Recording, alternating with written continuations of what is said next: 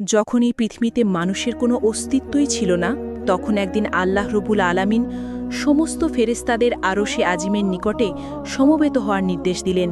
হুকুম পাওয়ামাত্র অসংখ্য ফেরেশতা সেই নির্দিষ্ট স্থানে হাজির হল। তখন আল্লাহ তাআলা তাদের উদ্দেশ্যে বললেন, আমি পৃথিবীতে আমার একজন প্রতিনিধি প্রেরণ করতে চাই। ফেরেশতারা আল্লাহর ইচ্ছার রহস্য বুঝতে না পেরে একযোগে বলল, হে পরওয়ারদিগার, আপনি কি এমন এক সৃষ্টিকে পৃথিবীতে আনতে চান যারা সেখানে অশান্তি সৃষ্টি করবে ও রক্তপাত ঘটাবে? অথচ আমরাই তো সর্বক্ষণ আপনার তসবিহ ও ইবাদতে ব্যস্ত রয়েছি। তবে নতুন খলিফা বানানোর প্রয়োজন কি? তাদের কথা শেষ হলে আল্লাহ রব্বুল আলামিন বললেন, হে আমার ফেরেশতাগণ, আমি যা জানি তোমরা তা জানো না।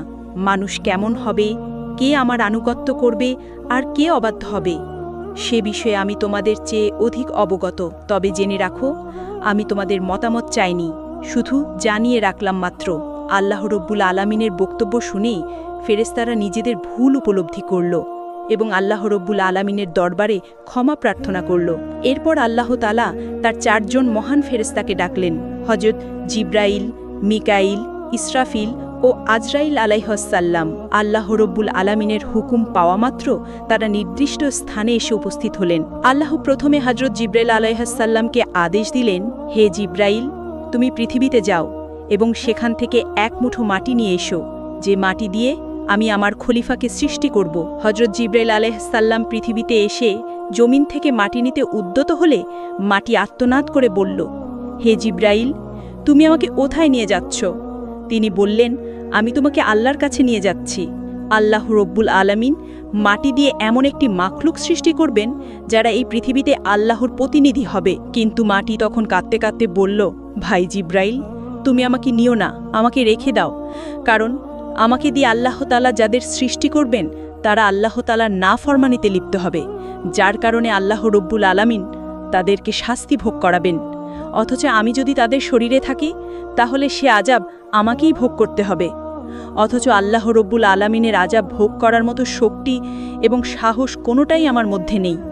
অতএব তুমি এই বিষয়ে আল্লাহ তাআলার নিকট আমার পক্ষ থেকে ক্ষমা প্রার্থনা করবে। মাটির এই আর্তনাদ শুনে জিবরাইল আলাইহিসসালাম খালি হাতে আল্লাহর দরবারে ফিরে গেলেন এবং আল্লাহ তাআলার নিকট গিয়ে মাটির আর্তনাদ ও তার অক্ষমতা প্রকাশ করলেন। এরপর আল্লাহ তাআলা হযরত মিকাইল আলাইহিসসালামকে পৃথিবীতে প্রেরণ করলেন এবং বললেন, হে মিকাইল, তুমি আমার প্রতিনিধি তৈরি করার জন্য যে মাটির প্রয়োজন, পৃথিবী থেকে সেই মাটি তুলে নিয়ে এসো। হযরত মিকাইল আলাইহিসসালাম পৃথিবীতে আসার পর মাটির আর্তনাদ ও কাকুতি মিনতির কারণে তিনিও খালি হাতে আল্লাহ তাআলার দরবারে ফিরে আসেন। এভাবে হযরত ইসরাফিল আলাইহিসসালামও তিনিও ফেরত গেলেন। এভাবে করে 3 জন ফেরেশতা খালি হাতে ফেরত গেলেন। অবশেষে আল্লাহ রব্বুল আলামিন হযরত আজরাইলকে পৃথিবীতে প্রেরণ করলেন। হযরত আজরাইল আলাইহিসসালাম পৃথিবীতে আসার পর মাটি যখন হযরত আজরাইল আলাইহিসসালামকে কাকুতি মিনতি করে বলা শুরু করল, তার কথার জবাবে হযরত আজরাইল আলাইহিসসালাম বললেন, হে মাটি, আমি তোমার কথায় কখনোই ফেরত যাব না, কেননা আল্লাহ তো আমাকে হুকুম করেছেন আর আমি আল্লাহ তাআলার আদেশ অবশ্যই পালন করব। এই কথা বলে তিনি পৃথিবী থেকে মাটি উত্তোলন করলেন এবং আল্লাহ তাআলার দরবারে ফিরে গেলেন। আল্লাহ তাকে সন্তুষ্ট মনে বললেন, হে আজরাইল, তুমি যেহেতু আমার হুকুম পালন করেছ, তাই আমি তোমাকে একটি বিশেষ দায়িত্ব দিচ্ছি, মানবজাতির রূহ কবজ করার দায়িত্ব। আজরাইল আলাইহিসসালাম বললেন, হে আল্লাহ, আমি যদি মানুষের জান কবজ করি তাহলে তার পরিবারের লোক আমাকে দোষারোপ করবে। আল্লাহ উত্তরে বললেন, তুমি চিন্তা করো না, আমি প্রতিটি মৃত্যুর জন্য আলাদা কারণ সৃষ্টি করব। কেউ অসুস্থতায় মরবে, কেউ দুর্ঘটনায়, কেউ বার্ধক্যের ফলে মারা যাবে, মানুষ তোমাকে দোষ দেবে না। তখন হযরত আজরাইল আলাইহিসসালাম আল্লাহ তাআলার কথায় আশ্বস্ত হলেন। এরপর ফেরেশতারা আল্লাহ তাআলার নির্দেশে মক্কার নিকটবর্তী এক পাহাড়ের উপর সেই মাটি রেখে দিলেন। সেই মাটির অংশ বৃষ্টিতে ভিজল এবং রোদে শুকালো।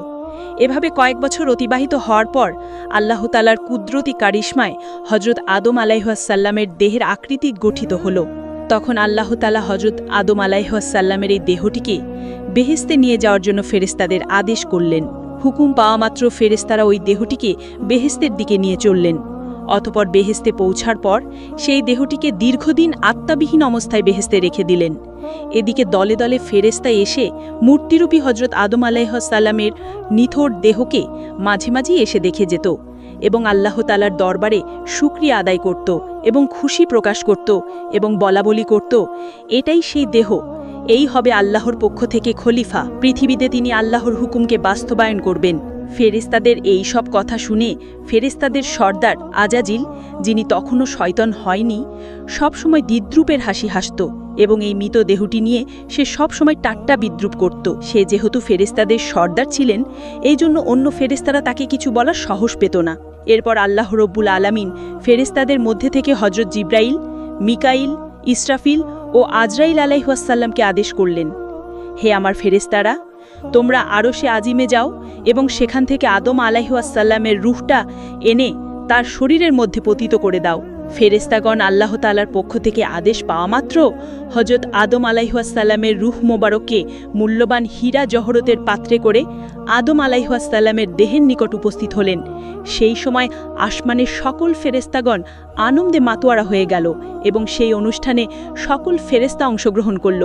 কিন্তু আজাজিল ফেরেশতা ওরফে ইবলিস আল্লাহর এই কাজে সন্তুষ্ট নয়। এরপর আল্লাহ তাআলা হযরত আদম আলাইহিসসালামের রূহকে তার শরীরে প্রবিষ্ট হতে বললেন।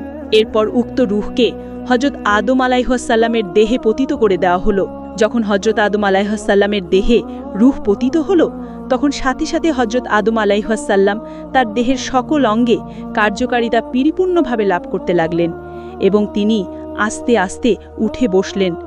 বসার সাথে সাথে হযরত আদম আলাইহিসসালাম একটি হাঁচি দিলেন এবং নিজ থেকে পাঠ করলেন, আলহামদুলিল্লাহ। আল্লাহ রাব্বুল আলামিন অত্যন্ত খুশি হলেন।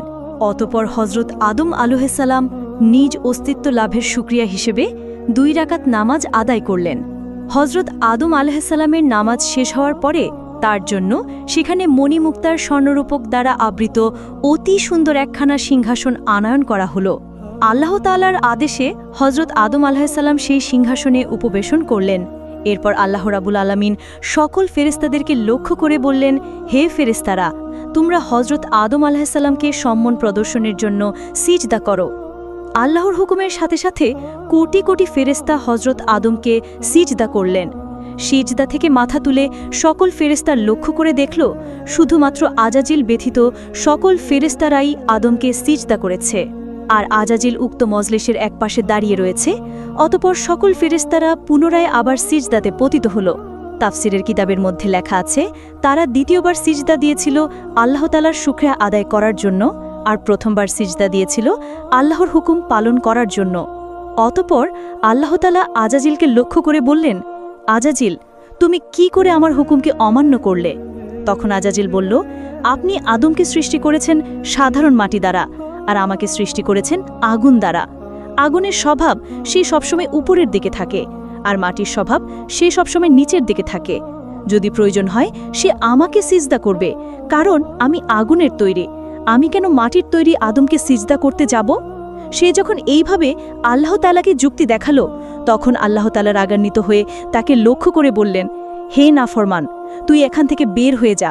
তুই আমার আদেশ অমান্য করার কারণে আজ থেকে চির অভিশপ্ত হয়ে গেলি। আল্লাহ তাআলার এই হুকুমের সাথে সাথে আজাজিল ফেরেশতা ইবলিস শয়তানের পরিণত হয়ে গেল। আল্লাহ তাআলা যখন তাকে অভিশপ্ত করলেন এবং জান্নাত থেকে বিতাড়িত করলেন, তখন শয়তান বলে উঠল, হে মেহেরবান খোদা, আমি 6 লক্ষ বছর যাবৎ আপনার ইবাদত বন্দেগী করেছি এবং ফেরেশতাগণকে বিভিন্ন প্রশিক্ষণ দিয়েছি। অতএব আমার সমস্ত ইবাদত এবং সমস্ত খেদমতের ওসিল্লায় আমি আপনার নিকট কয়েকটা জিনিস চাচ্ছি। মেহেরবানি করে আপনি আমাকে তা প্রদান করবেন। আল্লাহ রাব্বুল আলামিন তাকে বললেন, তুমি আমার নিকট কি চাও বলো? তখন শয়তান বলল, হে মেহেরবান খোদা, আপনি অন্তত আমাকে কিয়ামত পর্যন্ত হায়াত প্রদান করুন। আল্লাহ বলেন, আমি তোমাকে কিয়ামত পর্যন্ত হায়াত দিয়ে দিলাম। তখন ইবলিস আবার আল্লাহ তাআলাকে লক্ষ্য করে বলল, হে মালিক, আজ যেই বনি আদমের কারণে আমি জান্নাত থেকে বিতাড়িত হইলাম, সেই বনি আদমের শিরায় শিরায় প্রবেশ করে তাদেরকে ওয়াসওয়াসা দেওয়ার মতো ক্ষমতা আমাকে প্রদান করুন। আল্লাহ তাআলা বললেন, তোমাকে তাও প্রদান করা হলো। তবে তুমি শুনে রাখো, হে শয়তান, তুমি আমার বান্দাদেরকে যতই ধোঁকা দিয়ে গোনার কাজ করাও না কেন, যদি আমার বান্দাগণ অনুতপ্ত হয়ে আমার নিকট তওবা করে, তবে আমি তাদের সকল অপরাধকে ক্ষমা করে দিব। এর পাশাপাশি যারা আমার প্রকৃত বান্দা, সেই সমস্ত বান্দাদের ক্ষতি তুমি কখনোই করতে পারবে না। আল্লাহ রাব্বুল আলামিনের সাথে সকল কথাবার্তা শেষ হওয়ার পর শয়তানকে জান্নাত থেকে বিতাড়িত করে দেওয়া হলো। অতঃপর হজরত আদম আলাইহিসসালামের সিংহাসনখানি আল্লাহ তাআলার আদেশক্রমে জান্নাতুল ফেরদৌসে নিয়ে যাওয়া হলো। সেখানে হজরত আদম আলাইহিসসালামকে পরিপূর্ণ মাত্রায় স্বাধীনভাবে চলাফেরা করা এবং সকল নাজ নিয়ামত উপভোগ করার অধিকার দেওয়া হলো। কিন্তু হজরত আদম আলাইহিসসালামের মন কোনো দিকেই আকৃষ্ট হল না। শুধুমাত্র ইবাদত বন্দিগি এবং নীরবে বসে বসে তিনি দিন পার করতেন। কিন্তু প্রাণীজগতের চিরাচরিত স্বভাব থেকে তিনি মুক্ত থাকতে পারলেন না। তিনি বেহেশতের অসীম নিয়ামতের মধ্যে থেকেও সঙ্গীর সাথীর অভাব বোধ করতে লাগলেন। তাই তিনি আনন্দহীনভাবে জীবনযাপন করতে লাগলেন। এদিকে আল্লাহ তাআলা এই বিষয়টি অবগত হয়ে হজরত জিব্রাইল আলাইহিসসালামকে হজরত আদম আলাইহিসসালামের নিকট প্রেরণ করলেন। হজরত জিব্রাইল আলাইহিসসালাম হজরত আদম আলাইহিসসালামের নিকট গিয়ে তাকে লক্ষ্য করে বললেন, ভাই আদম, বেহেশতে আপনার কেমন লাগছে? উত্তরে হজরত আদম আলাইহিসসালাম বললেন, ভাই জিব্রাইল, সবাই ভালো লাগে, চতুর্দিকে তৃপ্তিকর পরিবেশ, এই সব কিছুই প্রশংসার যোগ্য। তবু প্রাণে যেন কিসের এক অভাব অনুভব করছি, যা আমি আপনাকে বুঝিয়ে বলতে পারছি না। আপনি আল্লাহর নিকট জেনে নেবেন এমনটা কিসের জন্য আমি অনুভব করছি। হজরত জিব্রাইল আলাইহিসসালাম বললেন, হ্যাঁ, আমি আপনার এই অভাবের খবর জানি। আল্লাহ তাআলা আমাকে আপনার এই অভাব পূরণ করার জন্যই পাঠিয়েছেন। আপনি চিন্তা করবেন না, অতি অল্প সময়ের মধ্যেই আমি আপনার সেই অভাব এবং আপনার মন কিভাবে ভালো হয় তার সমস্ত ব্যবস্থা আল্লাহ তাআলার পক্ষ থেকে করে দেব। এই কথাগুলি বলে জিব্রাইল আমিন সেদিনের মতো তার কাছ থেকে বিদায় নিয়ে চলে গেলেন। অতঃপর পরের দিন ফজরের পূর্বে হজরত জিব্রাইল আলাইহিসসালাম আল্লাহর ইচ্ছাক্রমে আদম আলাইহিসসালামের ঘুমন্ত অবস্থায় তার নিকট আসলেন। এরপর কুদরতি কায়দায় হজরত আদম আলাইহিসসালামের একখানি বাম পাঁজরের হাড় বের করে নিলেন। অতঃপর উক্ত হাড়ের উপর রক্তমাংস ও চামড়ার আবরণ দিয়ে সজোরে ফুঁক দিলেন। হজরত জিব্রাইল আলাইহিসসালামের ফুঁকের সাথে সাথে উক্ত হাড়টি একজন নারীর আকৃতি ধারণ করল।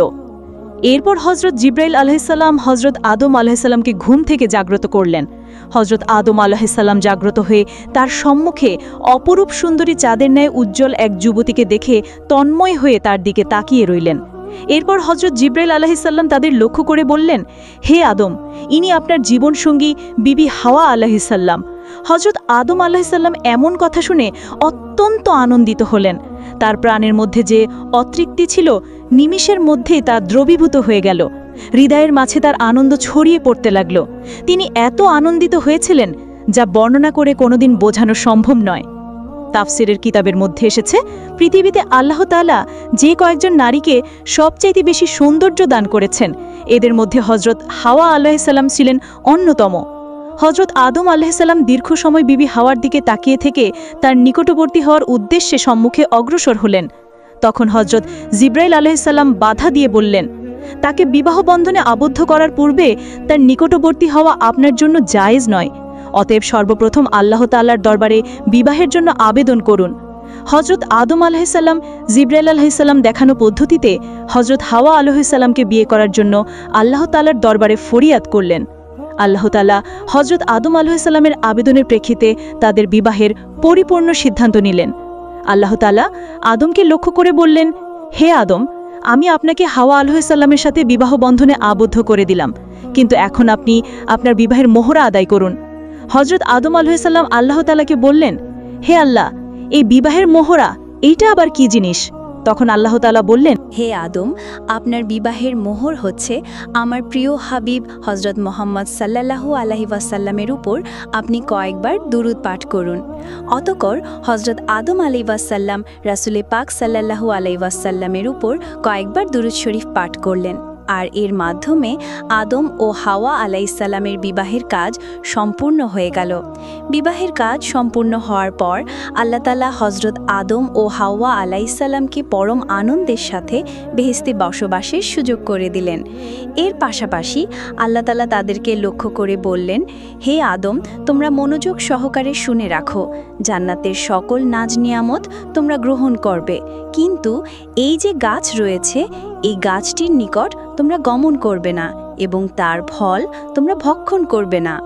তাফসিরের কিতাবের মধ্যে ওই গাছটির নাম উল্লেখ করা হয়েছে, আর তা ছিল গন্ধম নামক গাছ। এরপর হজরত আদম আলাইহিওয়াসাল্লাম ও বিবি হাওয়া আলাইহিসসালাম অতীব আনন্দে আরাম আয়েশের সাথে বেহেশতে বসবাস করতে লাগলেন। এদিকে শয়তানকে আল্লাহ তাআলা বেহেশতের বাইরে বসবাসের নির্দেশ দেন। সেখানে বসে হজরত আদম ও হাওয়া আলাইহিওয়াসাল্লামের সর্বনাশের চিন্তায় দিনরাত ফিকির করতে থাকে। বেহেশতে থাকাকালীন সময় সে যে সকল দোয়া ও দুরুদ পাঠ করে কঠিন কঠিন কাজ আয়ত্ত করত, সেই সমস্ত দোয়া সে পাঠ করল। এক সময় সে ইসমে আজম পড়া শুরু করল। ইসমে আজমের উসিলায় সে জান্নাতের গেটের নিকটবর্তী স্থানে পৌঁছে গেল। অতঃপর সে আস্তে আস্তে জান্নাতের গেটের দিকে অগ্রসর হল। এরপর সে লক্ষ্য করে দেখল যে জান্নাতের প্রাচীরের উপর একটি ময়ূরের বসা রয়েছে। ময়ূর শয়তানকে দেখে চিনতে পারল না। সে জিজ্ঞাসা করল, তুমি কে? তখন ইবলিস উত্তর দিল, আমি একজন ফেরেশতা। ময়ূর আবার জিজ্ঞাসা করল, তুমি এখানে কি চাও? শয়তান বলল, আমি বেহেশতের মধ্যে প্রবেশ করতে চাই। ময়ূর তখন বলল, হযরত আদম আলাইহিওয়াসাল্লাম সেখানে থাকাকালীন সময়ে সেখানে কারও প্রবেশের অনুমতি নাই। এই কথা শুনে শয়তান বলল, ভাই ময়ূর, তুমি আমাকে দয়া করো। এর প্রতিদান স্বরূপ আমি তোমাকে এমন এমন দোয়া শিখিয়ে দিব যা পাঠ করলে তুমি কোনোদিন বৃদ্ধ হবে না। দ্বিতীয়ত, কোনোদিন তোমাকে মৃত্যু স্পর্শ করবে না। তুমি কিয়ামত পর্যন্ত জীবিত থাকতে পারবে এবং বেহেশতের সকল নাচ নেয়ামত ভোগ করতে পারবে। বেহেশত থেকে কোনোদিন তোমাকে বের হতে হবে না। এই কথাগুলো বলেই শয়তান ইসমে আজম পড়া করল। তার মধুর সুরে ইসমে আজম পড়া শুনে ময়ূরের মন নরম হয়ে গেল এবং সে তাকে বেহেশতের দরজায় নিয়ে হাজির হল। আর সেখানেই প্রহরী হিসেবে ছিল বিশাল এক সাপ। সাপ শকে সব ঘটনা খুলে বলল। সাপ ও ময়ূরের কথাগুলো শুনল এবং শয়তানকে জিজ্ঞেস করল, তুমি কে? শয়তান পূর্বের ন্যায় উত্তর দিল, আমি একজন ফেরেশতা। আমি আর আরশে আজিমের নিচে বসবাস করতাম। সেখানে বসে আমি এমন এক ইসমে আজম শিখেছি যা পাঠ করলে সকল উদ্দেশ্যই সাধিত হয়ে যায়। সাপ তখন বলল, দোয়াটি আমাকে শিখিয়ে দাও। শয়তান বলল, হ্যাঁ, তোমাকে আমি শিখিয়ে দেব, তবে একটি শর্ত রয়েছে। আর সেই শর্তটি হলো, তুমি বেহেশতের মধ্যে আমাকে প্রবেশ করানোর সুযোগ করে দাও। এই কথা শুনে সাপ বলল, হযরত আদম আলাইহিওয়াসাল্লাম বেহেশতে থাকাকালীন অবস্থায় কাউকে বেহেশতের মধ্যে প্রবেশ করানোর অনুমতি আমাকে দেওয়া হয়নি। অতএব এটা আমার পক্ষে সম্ভব নয়। এই কথা শুনে শয়তান বলল, তুমি যদি রাজি থাকো তাহলে আমি তোমার মুখে প্রবেশ করে জান্নাত ঘুরে দেখে আসব। এতে করে আল্লাহ তাআলার হুকুম তোমার দ্বারা লঙ্ঘন করা হবে না। তার এই যুক্তিটি সাপের খুবই পছন্দ হলো, যার কারণে সে রাজি হয়ে বড্ড করে হাঁ করল। হাঁ করার সাথে সাথে শয়তান তার মুখের ভেতর প্রবেশ করল। এরপর শয়তান সাপকে লক্ষ্য করে বলল, হে সাপ, তুমি আমাকে বিবি হাওয়ার কাছে নিয়ে চলো। হুকুম পাওয়া মাত্রই সাপ শয়তানকে মুখে নিয়ে বিবি হাওয়া আলাইহিসসালামের কাছে গিয়ে পৌঁছাল। শয়তান তখন জোরে সুরে চিৎকার দিয়ে কাঁদতে আরম্ভ করল। সাপের মুখ থেকে কান্নার শব্দ শুনে বেহেশতের সকল হুরগেলমেন তার কাছে সমবেত হল। এমনকি বিবি হাওয়া আলাইহিসসালামও সেখানে এসে উপস্থিত হল। এরপর হযরত বিবি হাওয়া আলাইহিসসালাম তার এই রূপ ক্রন্দনের কথা জিজ্ঞাসা করলেন, যার উত্তরে সে বলল, আমি তোমাদের পরিণামের কথা ভেবেই কান্না করছি। আল্লাহ তাআলা তোমাকে ও তোমার স্বামী আদম আলাইহিসসালামকে খুব শীঘ্রই পৃথিবী নামক জমিনে পাঠিয়ে দেবেন। এই কথা আরশে আজিমে লিপিবদ্ধ রয়েছে। আমি তা দেখেছি। এর জন্য আমি তোমাদের কথা চিন্তা করে কান্নাকাটি করে যাচ্ছি। বিবি হাওয়া তখন শয়তানকে লক্ষ্য করে বললেন, তোমার কথা যে সত্য তা আমি কিভাবে যাচাই করব? শয়তান বলল, আমি আল্লাহর নামে শপথ করে বলছি, আমার কথা যদি বিন্দুমাত্র মিথ্যা হয় তাহলে যেন আল্লাহ তাআলা ও সকল ফেরেশতার লানত আমার উপর পতিত হয়। শয়তানের এমন কথায় হযরত হাওয়া আলাইহিসসালামের মন নরম হয়ে গেল। তাই সে তাকে জিজ্ঞাসা করল, তবে পৃথিবীর এই নির্বাসন থেকে মুক্তির কোনো উপায় আছে কি? যদি এই নির্বাসন থেকে মুক্তির কোনো উপায় থেকে থাকে তাহলে তা তুমি আমার নিকট খুলে বলো। শয়তান তখন বলল, উত্তম একটি পথ রয়েছে, তবে তোমরা তা গ্রহণ করবে না, তা আমি ভালো করেই জানি। তখন হযরত হাওয়া বললেন, আমি অবশ্যই সেই পথকে গ্রহণ করব, আমার নিকট তা খুলে বলো। তখন শয়তান বলল, ওই যে নিষিদ্ধ গাছ রয়েছে, ওই গাছের যদি একটি ফল ভক্ষণ করতে পারো তাহলে তোমরা চিরস্থায়ীভাবেই জান্নাতে বসবাস করতে পারবে। আর যদি তোমরা সেই গাছের ফল ভক্ষণ না পারো তাহলে অচিরেই তোমরা জমিনে নামিয়ে দেওয়া হবে। তোমরা বেহেশত থেকে বিতাড়িত হবে, কেননা আল্লাহ তাআলার সিদ্ধান্ত হচ্ছে তোমাদেরকে জান্নাত থেকে বিতাড়িত করে দেবেন।